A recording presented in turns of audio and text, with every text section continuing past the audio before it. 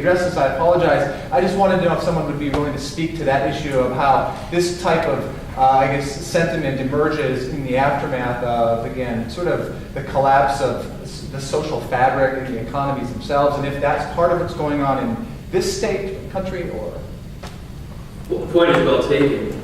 Go back to the 80s, farm crisis, and you saw more than a percolating. You saw a tremendous amount of racism and anti-Semitism associated with people preying on the distress of our farmers because so many of them were facing foreclosures due to market forces well beyond their capacity to handle.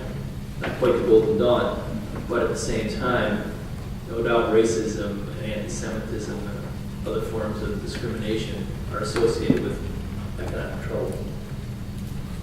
I do think it's a good point. I kind of look at racism and extreme hatred as a kind of I'd say it's kind of like a latent virus that when things are well regulated in a society, when the economy is going well, just as we've been pointing out, and the United States certainly has enjoyed a large period of prosperity generally. There have been ups and downs.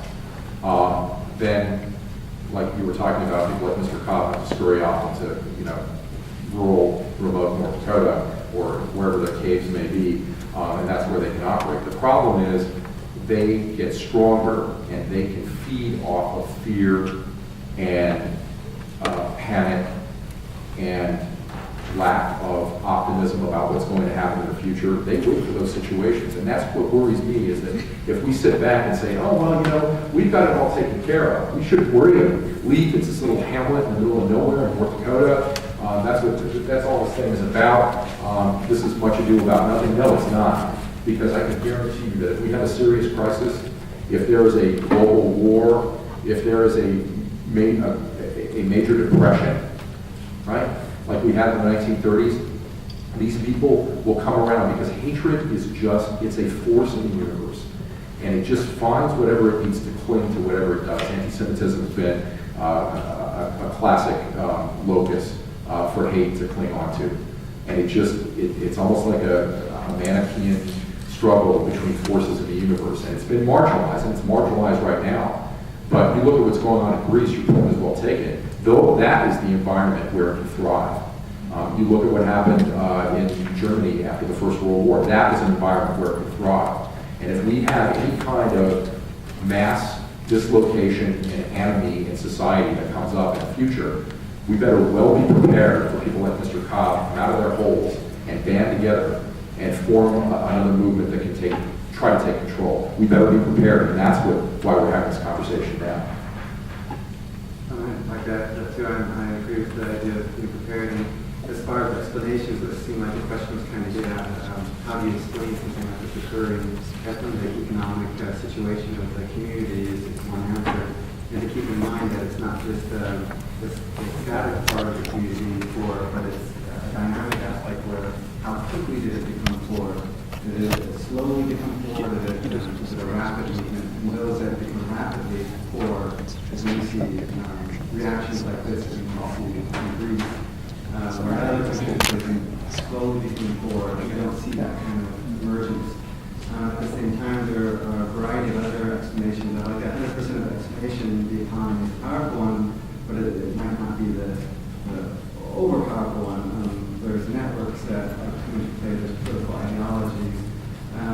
There's political ideologies, economics, and political national discussions that occur that are interacting together at the same time to produce some of these effects. So it's not just an additive effect or one event can have to the other event, but they're interacting to make a multiplicative event, if that makes sense. But it's much more complicated than we might think on the outgo. And there's the religious part, there's the education system that matters as well. And so we have to think on multiple fronts. And I kind of hope for the grassroots situation, something like this, where if we band together on the low end, that you'll see something occur at the high end in the sense of laws. Can I add something to that as well? I can't speak to Greece at all, or a lot of the historical aspects of that, but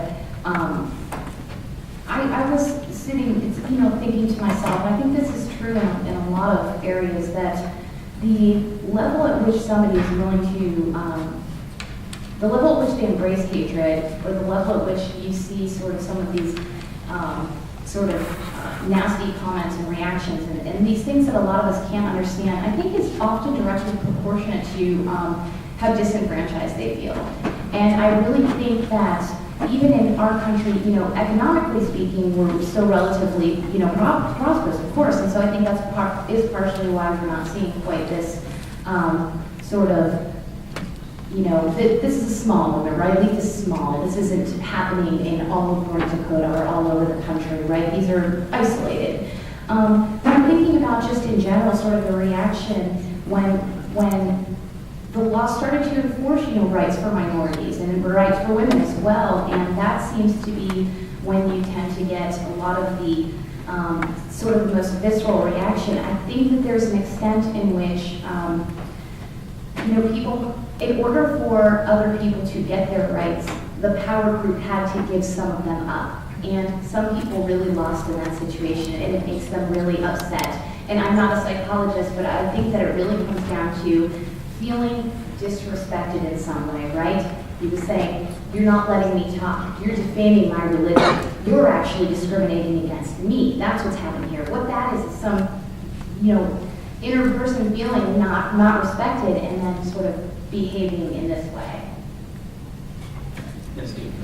These attitudes can be dangerous. This state, our state, was it recorded call murders in the United States Marshals in the early 1980s. There's certainly frightening manifestations. We haven't talked about golden call yet. You want to tell the audience a little bit about golden call?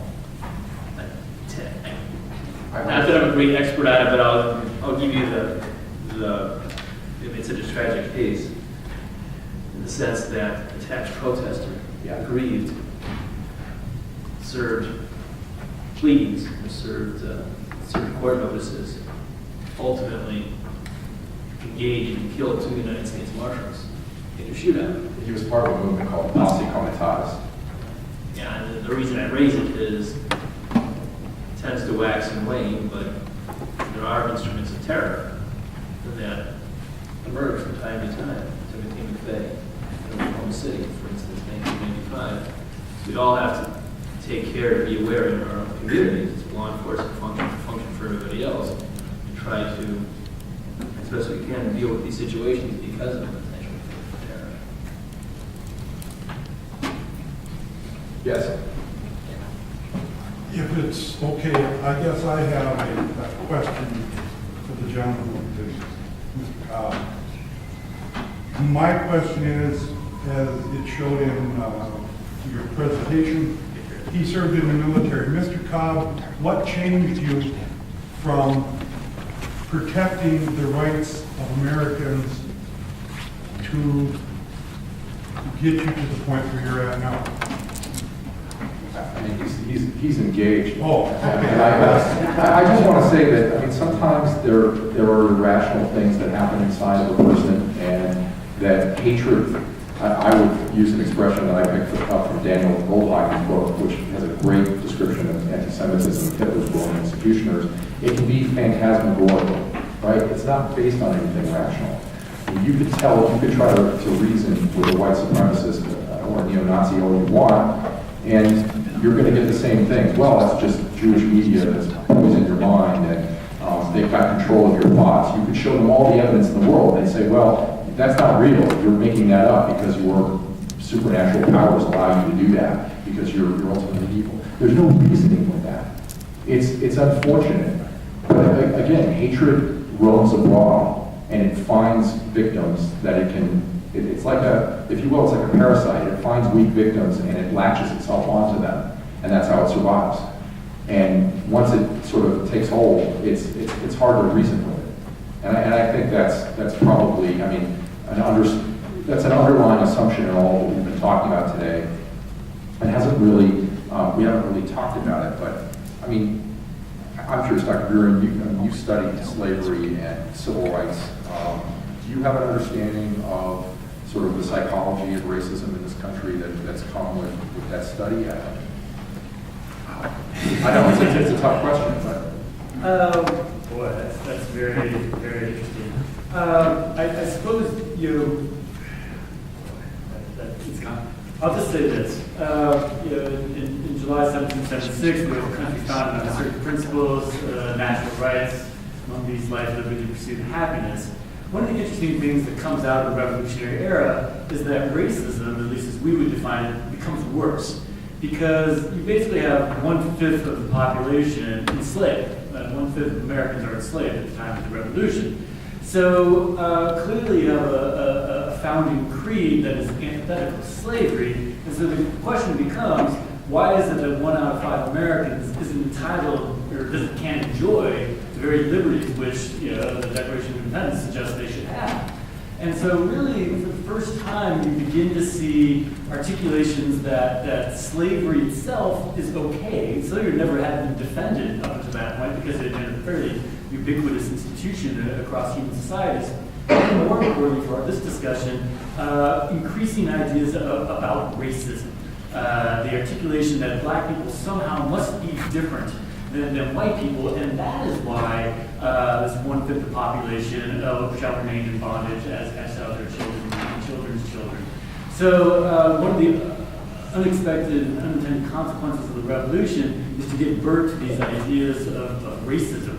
And so that's clearly part of what's going on in there. You have these economic considerations, you have these philosophical considerations, but you also have this need on the part of some individuals to say, well, that's why black people shouldn't be a part of this great American experiment. Ultimately, these ideas are largely rejected, except for those, again, who cling to these ideas that have largely perished otherwise. Is there a sociological account of this?